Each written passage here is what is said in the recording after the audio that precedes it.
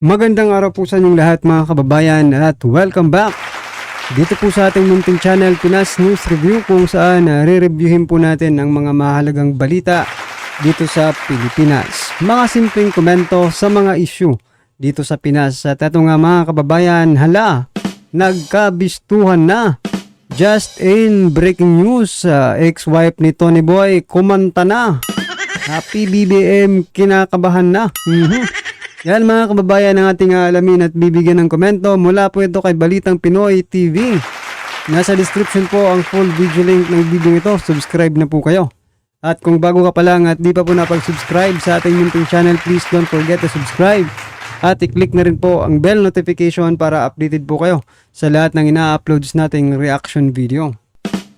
At ito nga mga kababayan, bago po natin simulan panoorin at bigyan ng komento yung video ito, eto, may share lang po ako sa inyo. Patungkol po ito kay Vice President Sara Duterte. Eto, VP Sara Duterte faces no security threat after reduced security. PNP. Yan mga kababayan. Mula po ito sa ABS-CBN, no? Sumagot na ang PNP chief sa issue kaugnay ng pagbawas sa police security ni Vice President Sara Duterte. Nako. At sinasabing wala anyang politika sa nangyari. So yan mga kababayan, totoo nga ba? Walang politikang nangyayari dito at sinasabi pa nila no security threat mga kababayan. Walang threat sa kay VP Sara? Totoo ba yan? Vice President ng Pilipinas, walang threat? Walang security threat? Paano na lang po yung nandun sa Kongreso ng mga buhaya, di ba? Sila nga may mga security. Ibig ba sabihin din? Kasi konti lang naman yung mga security nila, ibig sabihin ba walang threat sa mga buhay nila? Lahat po ng binibigyan ng security, mga kababayan, palagi pong may threat ang buhay niyan. Anong logic po ng PNP chief natin? Na walang threat, no? Walang security threat. Dito kay Vice President Sara Duterte. Pag binigyan mo ang isang tao ng security, talagang may threat po yan. Baka yung sinasabi niya, yung mga security lang. Walang hindi ko alam eh. Tapos ang paliwanag dito, hindi pinupolitika, hindi naman sinabing walang security threat eh. Di ba? Lahat po, kaya nga po uulitin ko po ulit, lahat po ng binibigyan ng security, may threat po yan. Kahit kayong mga private establishment, di ba? May security. Kasi may threat, always na may threat. Diba? Well, anyway, kaya yan eh, habang nagpapaliwanag o gumagawa sila ng script, mga rason kung bakit nila tinanggalan ng security si Vice President Sara Duterte, lalo po silang lumulubog. Diba? Tulad na lang po ni OG Boying Rimulya na naglabas ng statement na mas malaki pa. Yung security ni Vice President Sara Duterte. Na-fact check naman na hindi totoo. Ano ba talagang totoo? Yan. Sige, ipagtanggol nyo pa yung mga ginagawang kalokohan. Lalo kayong lulubog sa taong bayan. Baka isang araw nito wala na talagang magtiwala sa PNP, no? Sa ganitong pinagsasabi nila na walang security threat after reducing security. Naniniwala po ba kayo dyan na walang threat?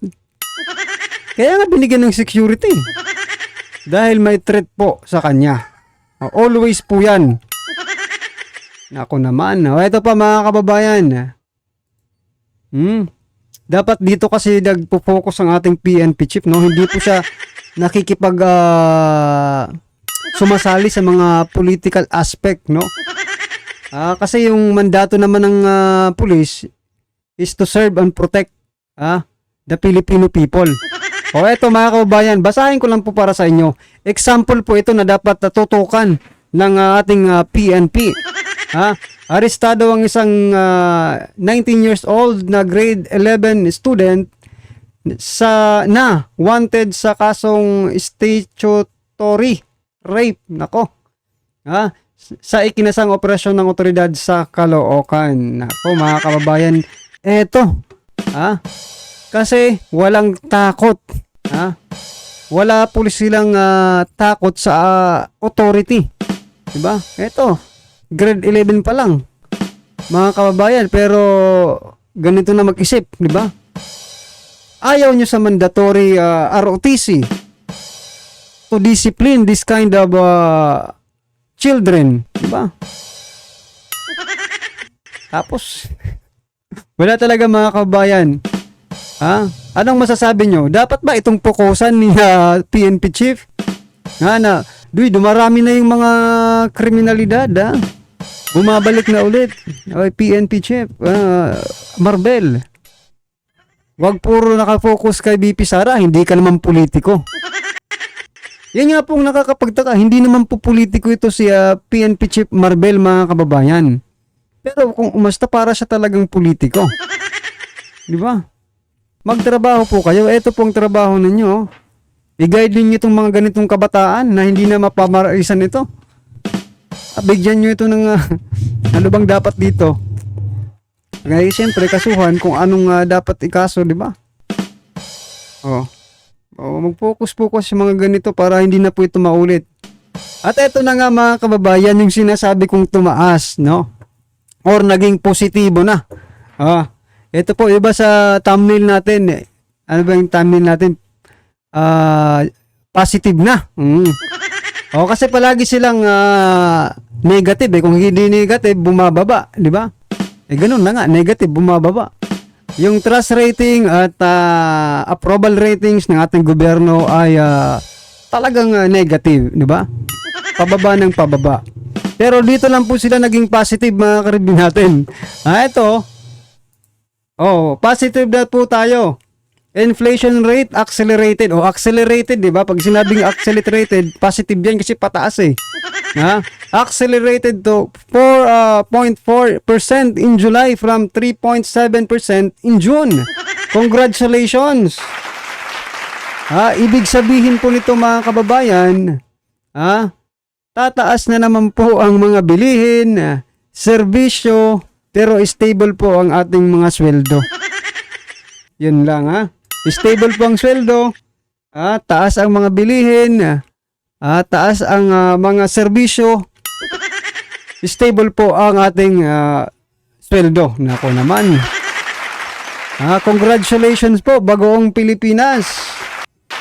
Congratulations po, President Bongbong Marcos Jr. Sa wakas, nagkaroon din ng progreso ang ating bansa. No? Nasa positive na po tayo. In terms of inflation rate. Nako po. Ay nako mga karibin natin. Ito Anong masasabi nyo dito sa pataas na inflation? Sabihin naman ng iba, okay lang yan kasi worldwide. Worldwide Tanggap, ganun na lang ba natin tatanggapin to? May gobyerno naman tayo. Diba? May gobyerno po tayo na dapat nilang pinagtutuunan ng pansin itong inflation rate. Kasi isa po yan sa trabaho nila Hindi natin pwedeng sabihin na worldwide Kaya tanggapin na lang natin worldwide Ang tanong, ano ang ginagawa ng ating gobyerno para ibsan man lang kahit konti yung kadiwa? Yung kadiwa ba yung pinagmamalaki nila? Parang nasa isang lugar lang yan Hindi na nga siguro nakakaabot sa ibang parte ng Luzon lalo na sa Visayas at Mindanao, wala namang, di ba, wala pong kadiwa sa Visayas at Mindanao, mga kababayan. Yan nga pong nirereklamo ng iba Bakit? Sinasabi na, NCR lang ba ang kumakain? Ang apektado ng inflation rate? NCR lang ba? Well, anyway, mga kababayan, kayo lang pong bahala dyan. Basta, congratulations po. At ito na nga mga karibin natin, sama-sama at sabay-sabay po natin pakinggan na panoorin at bigyan ng komento ang video ito. Ito na po. Okay. Ayan, meron lang tayong breaking news at meron tayong mahalagang pag-uusapan. Alam naman natin na kapag si Maharlika o itong si Boljak TV ang mag-vlog, medyo meron talaga itong pasabog na istorya. Ngayon naman, sa kanyang vlog, nawiwindang na naman itong mamamayang Pilipino. Dahil po, ito na naman ay patungkol po sa Presidente Bongbong Marcos at itong si First Lady Liza Araneta Marcos na lumantad itong si Cathy Binag, itong nasa picture natin, lumantad itong si Cathy Binag na ang dating karelasyon nito ay si Tony Boy Floyrendo. Na alam naman natin na itong si Tony Boy Floyrendo malapit na magkaibigan itong ating presidente Bongbong Marcos at ang itong First Lady Liza Araneta Marcos. At meron itong mga ni-reveal, mga revelasyon patungkol dito sa mga nangyayari noon. Yan ang sabi ni Cathy Binag. May mga revelasyon siyang mga sinasabi patungkol sa mga ano ang mga ginagawa nila noon sa bahay po ng ating Pangulong Bongbong Marcos. Again, disclaimer ipapakita natin ang interview ni Maharlika patungkol po dito kay Cathy Binag sa kanyang revelasyon.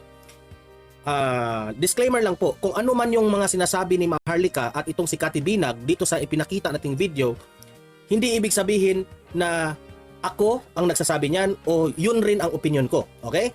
Kaya nga, ito ipinalabas natin para magbigay tayo ng reaksyon sa revelasyon dito ni Cathy Binag. Okay? Sabay-sabay nating panoorin ito dahil concerns the public already because this involves the President, this involves the First Lady Liza Araneta Marcos. Okay? So, kailangan nating makinig, marinig. Nasa atin na po yan if tayo po ba ay maniniwala sa sinabi ni Cathy Binag at uobserbahan natin kung siya ba ay nagsasabi ng totoo. Okay? At depende ito sa line of question, sa line of questioning ni Maharlika. Okay? So, we will observe. Babantayan natin ang kanilang vlog, interview, tapos gagawa tayo ng reaksyon. Anong masasabi natin dyan? Okay? Kasi kung iisipin mo talaga, ang nakaalam lang dito, an argument kung totoo itong sinabi niya o hindi. Okay? So, yun ang disclaimer ko dito kapag patawa ang bayan natin. Okay? Kung hindi man totoo, kung nagsisinungaling man itong si Cathy Binag, edi unfair rin sa Pangulo natin at sa First Lady. Diba? So, gitna muna tayo, tapos, tayong taong bayan, tayo dito ang importante, ang taong bayan. Dahil, kung ano man, niloloko lang tayo nila. Diba? Kung sino ang nagsisinungaling dito. Kasi trending na naman. Nagsulputan na naman itong balita nito sa Facebook at sa YouTube. Okay? At hindi naman siguro masabi natin na gawa-gawa lang ito ni Cathy Binag kasi may mga ebidensyang talagang may relasyon sila dito kay Tony Boy Floyrendo. Okay? So, kumakalat yung mga sinasabi, yung mga USB, white t-shirt, do you like? Yun ang mga kumakalat ngayon ng mga nandyan sa Facebook ngayon. Okay, pero bago ko yan ipapakita, help me po na i-like mo na. Sabay tayong mag-like, paki-follow. Kung meron tayong follow, subscribe sa live na ito. Isa sa mga highlight ng video na ito, tinanong ni Maharlika, bakit ka lumantad ngayon? Okay? Meron ring nasagot itong si Cathy, na sabi niya, bago siya nagpapa-interview ni Maharlika, kumonsulta na siya sa mga kanyang kaibigan, sa mga expert niyang mga kakilala at sa mga abogado niya. Okay? So, itong mga revelasyon po ni Cathy Binag medyo talaga makawiwindang talaga. Okay? So, pakinggan po natin ang interview ni Cathy Binag with Maharlika. Okay? Pasok! Hello! Magandang umaga, Pilipinas! As promised, ngayon ay makakapanayam natin ang kasama ni Voltes 5. But anyway, may makakapanayam tayong napaka-importanting tao, syempre, at maari isa sa mga star witnesses sa pulvoronic activity. Pero bago ang lahat, ang mga taga-Amerika, Europa, UK, and Canada. Ayan, i-forward muna natin para mabilis yung ating makita na mga highlights dito sa interview nila. Okay? Gusto ko lang lumayo.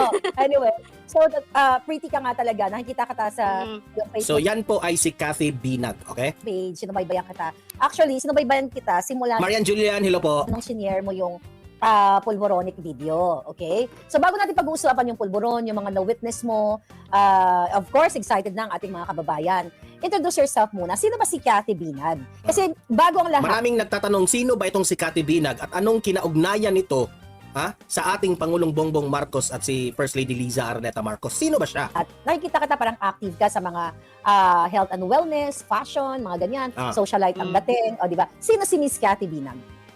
Okay, Actually, kayo nang humusga ha kung siya ba ay nagsisinungaling o siya ay nagsasabi ng totoo. number one, I'm not socialite.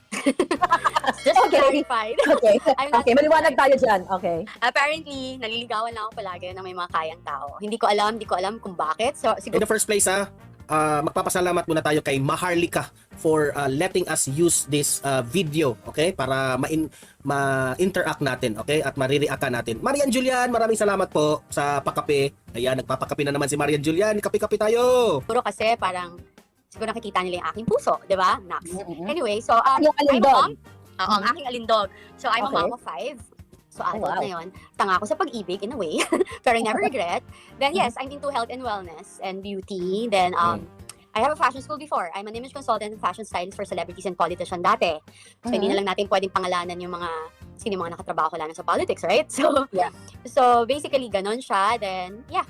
Then, nagkaroon ako ng Wow. relasyon sa been like a decade for very, ano ito? Prominent. Prominent or sa politics din siya. Well, kilala ka naman kasi you know what, may mga nag-message kasi sa akin from Davao, na Miss Maharlika, kilala mo ba si Cathy Binag? Hindi talaga kita kilala. So, hindi talagang ginugol kita. Sabi ko, sino ba yun? Sabi niya, ex-partner ni Tony Boy Florendo. Tama ba? Ex-partner. At ang sabi sa akin, si Tony Boy Florendo ay mga kaklase ni Marcos Jr. sa Pulveron Session. So, ibig sabihin, ang kanyang karelasyon na si Tony Boy at itong si Cathy Binag ay mag-classmate itong si Tony Boy at sa mga Marcoses. Okay? Malinaw yun ha? Kaya, alam niya kung ano yung mga ginagawa nila dati. Okay? So anyway, syempre, ilang years kayo naging mag-on ni dating congressman pa rin ba siya ngayon, si Tony Boy Florendo? No more na. No more na? Okay. Hindi na. Hindi na, Oo, diba? yeah. Former, Okay. yeah. Former. Yeah, former. Yes. So ilang years, siyempre kailangan pakita natin sa taong bayan, para maging credible ka sa iyong mga sasabihin sa susunod. Yan, totoo yan. Dapat alamin natin kung bakit siya makapagsabi ng ganyan. Bakit niya i-reveal. Di ba? So, dapat nating malaman na bakit ba papaniwalaan ka ng taong bayan sa mga sinasabi mo. Yan ang pinaka-importante. So ilang taon kayo ang inyong relasyon? 10 Ni years. Tony Boy? 10 years. 10 years Okay. po. So, So yan mga kababayan, kayo na lang pong bahala, no? Kung maniniwala ba kayo dito kay Miss Cathy Binag, mga kababayan. Personally sa opinion ko po mga karibyo natin, connected naman Bakit hindi natin paniniwalaan? Connected naman pala. Yung asawa niya, yung or ex-husband niya, di ba? Or partner. Kaano pala katrabaho. Kapulboronic, gaya yung sabi ni Ma'am Marlica kanina, kapulboronic activity, ano yun? Basta, kung baga, ano bang tawag nito sa Tagalog? Alam ko sa Waray, pero sa Tagalog, hindi ko mabigkas, mga kababayan. Well, anyway, basta sabihin na lang din natin, partner na din, di ba? Partner na din pa sa paggawa ng kalokohan. Anong masasabi nyo? Kayo na lang po ang maghumusga dito kay Miss Cathy, no? Na kung totoo ba ito or hindi. Well, kung totoo ito, talagang gaya nga po ng sabi kanina, nanganganib po ang ating bansa. Dahil tayo pinamumunuan ng isang nagpupulburon, di ba? Pero kung ito naman ay hindi, mga karibin natin, ano bang ni Miss Cathy? Ano ang motibo niya kung bakit niya gagawin ito? Diba? At saka kinonsulta niya na Bago niya ginawa ito, kinonsulta niya muna yung kanyang attorney at mga kaibigan kung okay ba ito. Well, sa palagay ko okay naman kasi tingnan nyo, nagpa-interview na po. Sa mga kababayan, ano man po inyong opinion patungkol po dito sa kay Miss Cathy, no? Comment lang po sa baba para at least alam po ng ating mga kababayan ang inyong pong opinion patungkol dito, right? Maraming salamat po.